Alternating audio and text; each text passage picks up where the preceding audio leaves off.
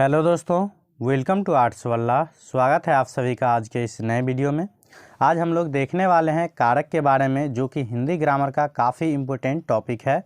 इससे रिलेटेड प्रत्येक एग्ज़ाम में पूछा ही जाता है। तो चलिए आज हम लोग इसे भी कंप्लीट कर लेते हैं।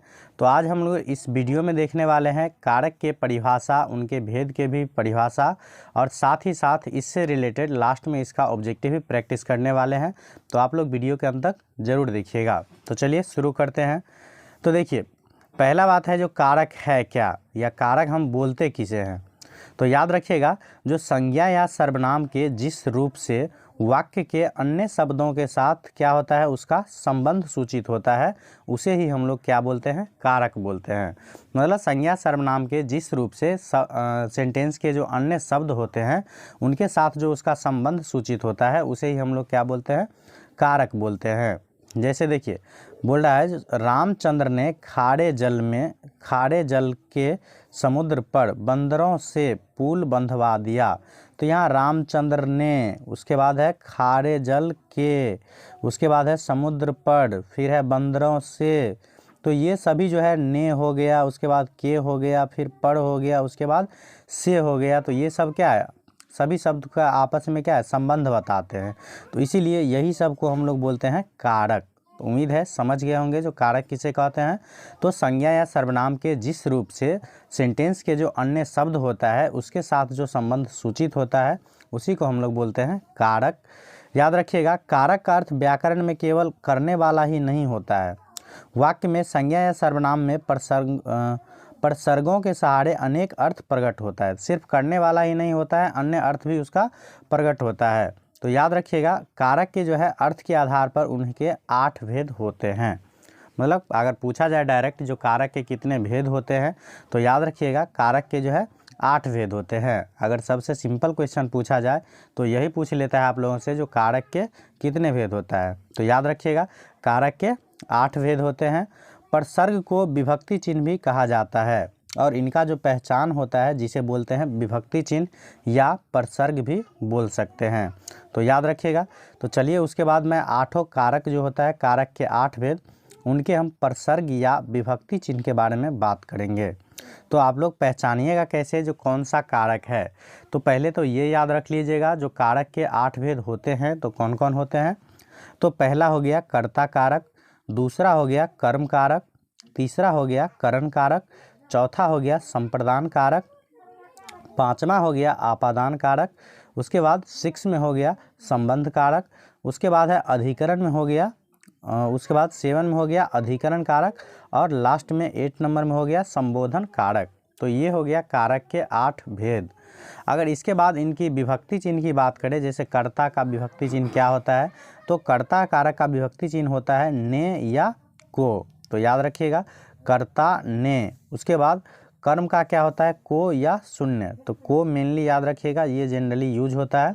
तो याद रखिएगा, कर्ता ने कर्म को, मतलब कर्ता का योजक चिन्ह ने, कर्म का को। उसके बाद है करण से, फिर होता है संप्रदान को या के लिए। उसके बाद आपादान से होता है। उसके बाद संबंध का काके की होता है। उसके बाद है अधिकरण का में या पर होता है। उसके बाद संबोधन का है हे, अजी, अहो, अरे। तो देखिए, आगे जब सेंटेंस में यूज होगा ना इन सब का, तो आप लोग निश्चित रूप से अच्छे से समझ जाइएगा।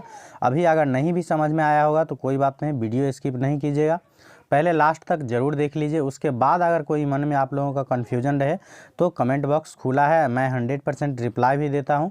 तो निश्चित रूप से आप लोग कमेंट किया कीजिए जो भी डाउट आपके मन में रह गया हो। उसके बाद नेक्स्ट जो हम इस सभी का परिभाषा देखने वाले हैं, उससे आप लोगों का एक एक डॉट क्लियर हो जाएगा, जो कर्ता कारक को हम लोग कैसे पहचानेंगे।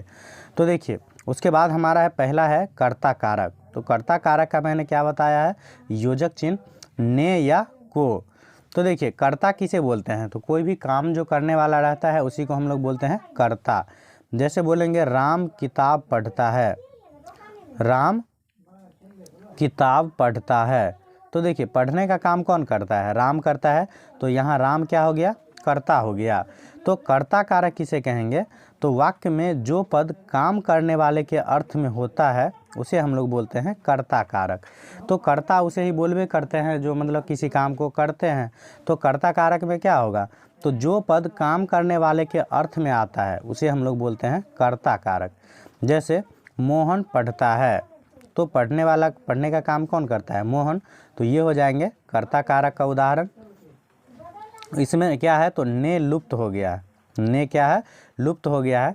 तो हर जगह ज़रूरी नहीं है आपको डायरेक्ट योजक चिन्ह देखने को मिलेगा, कुछ जगह आपको अर्थ भी समझना होगा जो यहाँ कर्ता कारक है कि कर्म कारक है।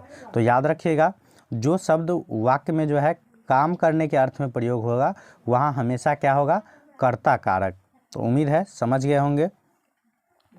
उसके बाद कर्ता कारक के बाद चलते हैं हम लोग कर्म कारक की ओर, उसे हम लोग बोलते हैं कर्म। और उसके बाद इसकी विभक्ति क्या होता है, तो को होता है। मैंने बताया है कर्ता ने कर्म को, तो जहाँ भी को आ जाए या चाहे लास्ट में देखिएगा कर्म होना चाहिए, कर्म मतलब क्रिया का फल उस पर पड़ना चाहिए, तब जाके ये होगा कर्म कारक। समझ गए होंगे उम्मीद है। तो निश्चित रूप से आप लोग सिर्फ विभक्ति के भरोसे नहीं रहिए, सिर्फ उसका मतलब भी समझा कीजिए, ताकि अगर विभक्ति चिन्ह लोप भी रहे तभी आप लोग पहचान पाइएगा। जैसे उदाहरण दिया गया है एक सेंटेंस का, जो राम ने रावण को मारा, तो यहाँ रावण को कौन सा है, कर्म कारक, क्योंकि देखिए मारना इसमें क्रिया है, तो मारा, तो किसको मारा, तो रावण को मारा, तो रावण क्या है, कर्म है, तो इसलिए रावण को, तो यहाँ किस कारक का उदाहरण है, तो कर्म कारक का। उसके बाद सीता फल खाती है, राम रोटी खाता है, तो ये सब भी क्या हो जाएगा, तो ये भी हो जाएगा कर्म कारक। रोटी खाता है तो कौन खाता है, कभी कभी यह अपने परसर्ग के बिना भी आता है, जैसे बोल रहा है जो यहाँ कभी कभी अपने परसर्ग मतलब विभक्ति के बिना भी आता है, तो इसे भी आप लोग याद रखिएगा। उसके बाद नेक्स्ट है हमारा करण कारक। तो करण कारक में क्या है, तो जिससे काम हो उसे करण कारक कहते हैं, और इसकी विभक्ति चिन्ह क्या है, से है।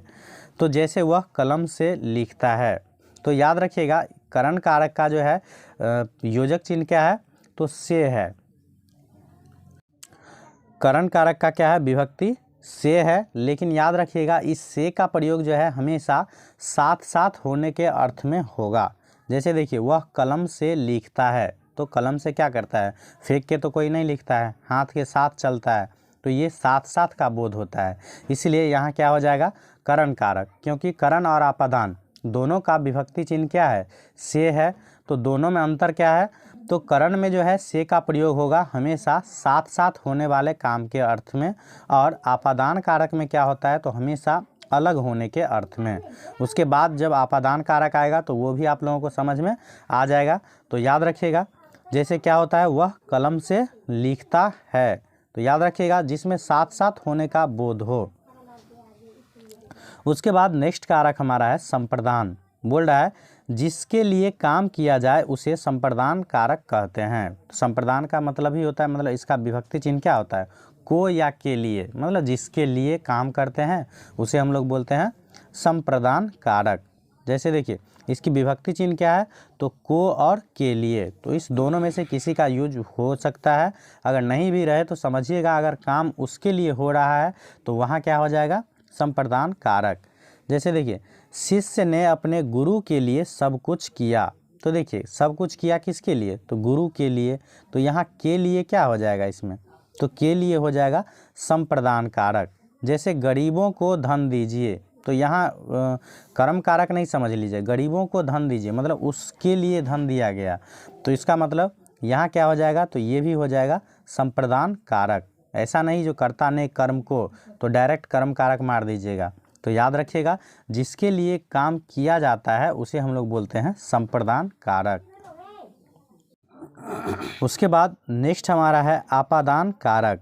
तो मैंने अभी जस्ट बताया है जो करण कारक का भी योजक चिन्ह मतलब विभक्ति जो है से है, और आपादान कारक का भी विभक्ति चिन्ह क्या है, से है, लेकिन दोनों में अर्थ क्या होता है, तो इस आपादान कारक का प्रयोग जो होता है से का, इसमें होता है अलग होने के अर्थ में हमेशा, और करण कारक में क्या होता है, तो साथ साथ होने के अर्थ में होता है। जैसे देखिए जिससे किसी वस्तु को अलग किया जाए, तो जिससे किसी वस्तु को अलग किया जाए तो उसे हम लोग क्या बोलते हैं, आपादान कारक। जैसे देखिए, और इसकी विभक्ति चिन्ह क्या है, से है। तो अभी जस्ट मैंने बता ही दिया हूँ, जो करण का भी विभक्ति चिन्ह से है और आपादान का भी विभक्ति चिन्ह क्या है, से है। लेकिन दोनों में अंतर क्या है तो वो भी मैंने बता दिया हूँ। जो करण में क्या होगा तो हमेशा साथ साथ होने का बोध होगा, और आपादान में क्या होगा तो हमेशा अलग होने का बोध होगा। जैसे देखिए, वह अपने वर्ग से बाहर गया, तो जब वर्ग से बाहर गया तो वर्ग से अलग हुआ होगा, तो ये हो गया कौन सा कारक, आपादान कारक। जैसे बोलते हैं पेड़ से पत्ते गिरे, तो पेड़ से जब पत्ता गिरेगा तो क्या होगा, अलग होगा। जैसे बोलेंगे जो वह विद्यालय से घर गया, तो विद्यालय से घर गया तो विद्यालय से घर गया, तो यहाँ भी क्या है, से योजक चिन्ह है। लेकिन विद्यालय से जब घर जाएगा तो ये क्या होगा, अलग होगा, तो इसलिए यहाँ हो जाएगा आपादान कारक। तो उम्मीद है समझ गए होंगे। उसके बाद नेक्स्ट हमारा 6 नंबर है जो संबंध कारक। तो नाम से ही स्पष्ट है संबंध कारक, तो इसमें क्या होगा, जो किसी वस्तु के साथ उसका संबंध दर्शाएगा, तो उसे ही हम लोग बोलते हैं संबंध कारक। तो याद रखिएगा। और इसकी विभक्ति चिन्ह जो है ये क्या है, तो का है, की है और के है। जैसे देखिए, राम का घर, तो यहाँ का क्या बता रहा है, संबंध बता रहा है जो यह घर किसका है, तो राम का है। उसके बाद दिनेश की पुस्तक, तो यह पुस्तक किसकी है, दिनेश की है, तो यहाँ भी संबंध बता रहा है। गणेश के बेटे, तो यहाँ भी के क्या बता रहा है, संबंध बता रहा है। तो याद रखिएगा, जो किसी शब्द के साथ उसका संबंध बताता है उसे हम लोग बोलते हैं संबंध कारक। उसके बाद नेक्स्ट हमारा है 7 नंबर जो अधिकरण कारक। तो अधिकरण कारक का जो है क्या होता है, तो जिससे क्रिया का आधार जाना जाए, जिससे क्रिया का क्या होता है, आधार जाना जाता है, बेस, उसे हम लोग बोलते हैं अधिकरण कारक। और इसकी विभक्ति चिन्ह क्या है, तो इसकी विभक्ति चिन्ह है में और पर। जैसे लड़की घोड़े पर बैठी है, तो घोड़ा के ऊपर बैठा है, पर हो गया, तो ये भी क्या हो जाएगा, अधिकरण कारक। जैसे बोलेंगे वह अपने घर में बैठा है, तो यहाँ भी में क्या हो जाएगा, अधिकरण कारक। जैसे बोलेंगे बिल्ली टेबल पर बैठा है, तो टेबल पर बैठा है, तो वहाँ भी पर क्या हो जाएगा, अधिकरण कारक। तो अधिकरण कारक में जनरली ये इस में और पर से ही काम चला जाता है। फिर भी याद रखिएगा, जहाँ बेस का ज़रूरत पड़े आधार का, तो वहाँ समझ जाइएगा अधिकरण कारक। उसके बाद नेक्स्ट हमारा है 8 नंबर। नेक्स्ट हमारा 8 नंबर है संबोधन कारक। संबोधन मतलब क्या होता है, किसी को पुकारना, संबोधित करना। तो जिस कारक के मदद से हम किसी को पुकारते हैं या संबोधन करते हैं उसे ही हम लोग बोलते हैं संबोधन कारक। इसकी विभक्ति चिन्ह क्या है, तो ये है अरे, हे आदि। जैसे बोलते हैं अरे भाई इधर आओ, तो यहाँ भी अरे क्या हो गया, उसका संबोधन कारक, हम उसका संबोधन करते हैं। बोलते हैं ना अजी सुनिए, तो वहाँ भी अजी क्या हो गया, जो संबोधन कारक, जो उसको हम सुनने के लिए बोल रहे हैं। उसके बाद जैसे हो गया हे राम दया करो, तो यहाँ भी क्या हो गया, हे राम, हम संबोधन कर रहे हैं। तो याद रखिएगा, जिससे संबोधन करने का मतलब संबोधित करने का या पुकारने का बोध होता है ना, उसे हम लोग बोलते हैं संबोधन कारक। तो उम्मीद है आप लोग समझ गए होंगे। उसके बाद चलते हैं हम लोग ऑब्जेक्टिव प्रैक्टिस की ओर। तो अगर परिभाषा आप लोग देख लिए होंगे अच्छे से, तो निश्चित रूप से आप लोगों को ऑब्जेक्टिव भी काफ़ी अच्छे से समझ में आ जाएगा। देखिए ऑब्जेक्टिव में जो है हमारा पहला क्वेश्चन दिया गया है, बोल रहा है वह जन्म का भिखारी है, इस वाक्य में का किस कारक की विभक्ति है। तो बोल रहा है वह जन्म का भिखारी है, तो यहाँ जन्म का, या हम बोल सकते हैं वह जन्म से ही भिखारी है, तो यहाँ जो होना चाहिए ये करण कारक का उदाहरण होगा। तो ऑप्शन नंबर डी इसका करेक्ट आंसर हो जाएगा। उसके बाद नेक्स्ट हमारा दूसरा क्वेश्चन है, जो वह ग्राम में वास करता है। अगर समझ गए होंगे आप लोग तो क्वेश्चन निश्चित रूप से आप लोगों को इजी लगेगा, लेकिन आप लोगों को इजी से ध्यान नहीं देना है, आप लोगों को सिर्फ इसका मतलब समझना है। अगर आप लोग मतलब समझ के रखते हैं तो निश्चित रूप से आप लोगों को कोई भी ऑब्जेक्टिव क्वेश्चन आएगा तो आपको बनाने में दिक्कत नहीं होगा। दूसरा है जो वह ग्राम में रहता है, तो मैंने अभी जस्ट बताया है में और पर किसका चिन्ह होता है, तो अधिकरण का। तो यहाँ जो हो जाएगा ये कौन सा, अधिकरण कारक। तो ऑप्शन नंबर बी इसका करेक्ट आंसर हो जाएगा। उसके बाद नेक्स्ट हमारा है तीसरा क्वेश्चन, जो भिखारी को भीख दो, भिखारी को भीख दो को किस कारक की विभक्ति है। तो यहाँ भिखारी को या के लिए, मतलब भिखारी के लिए दे रहे हैं। तो क्या हो जाएगा, यहाँ संप्रदान होता है को या के लिए। यहाँ कर्म को नहीं समझ लीजिएगा, कर्म को होगा जब क्रिया का फल कर्म पर पड़े, तब जाके हम कर्म कारक कह सकते हैं। यहाँ भिखारी के लिए दिया जाता है भीख, तो भिखारी को भीख दो, तो ये क्या हो जाएगा, तो ये हो जाएगा संप्रदान कारक। तो ऑप्शन नंबर डी इसका करेक्ट आंसर हो जाएगा।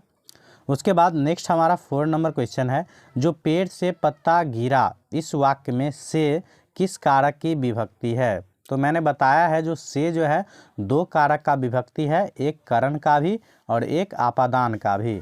तो करण में मैंने बताया था जो से का प्रयोग तो होगा लेकिन साथ साथ के अर्थ में, और आपादान में जो से का प्रयोग होगा वो अलग होने के अर्थ में।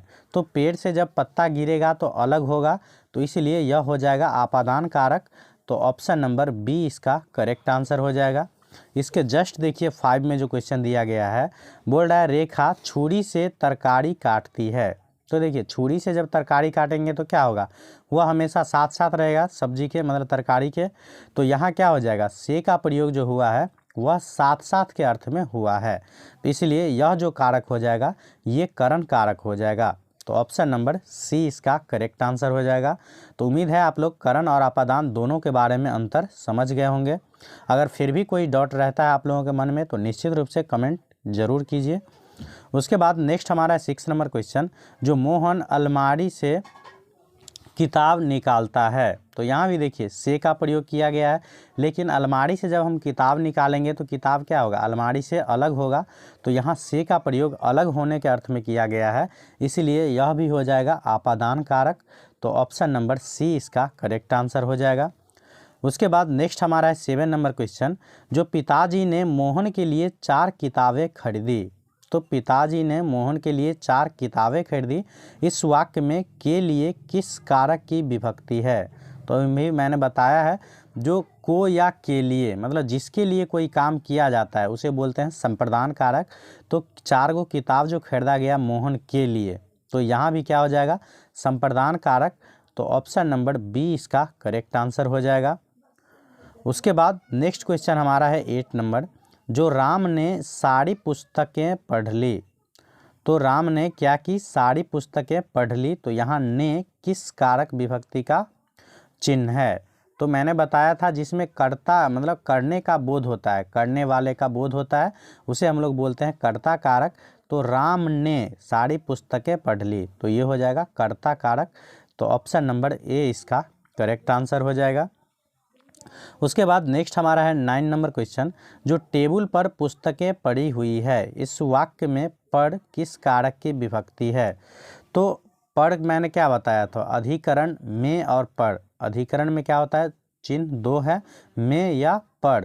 तो क्या हो जाएगा यहाँ टेबल पढ़, तो पढ़ जो है किस कारक की विभक्ति होगी, तो ये हो जाएंगे अधिकरण। तो ऑप्शन नंबर बी इसका करेक्ट आंसर हो जाएगा। उसके बाद नेक्स्ट क्वेश्चन हमारा है 10 नंबर, जो रोटियों को पकाने में लग जाओ। तो देखिए यहाँ रोटी क्या है, तो देखिए पकाना, क्या पकाएंगे तो रोटी पकाएंगे, तो क्रिया का फल इस पे पड़ रहा है, तो इसलिए क्या हो जाएगा, तो रोटी को पकाओ। तो ये हो जाएंगे कर्म कारक का उदाहरण। तो ऑप्शन नंबर बी इसका करेक्ट आंसर हो जाएगा।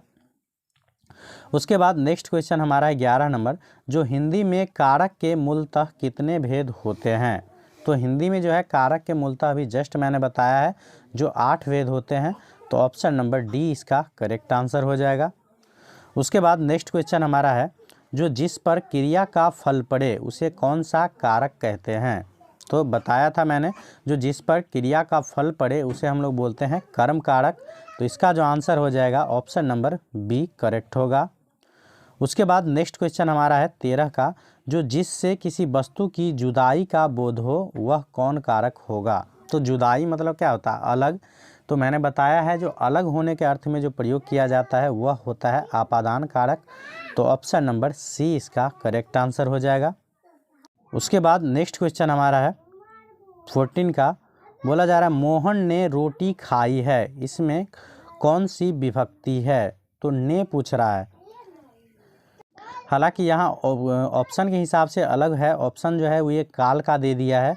तो काल हम मान सकते हैं जो यह पूर्णभूत है क्योंकि यह काम पूर्णतः कंप्लीट है।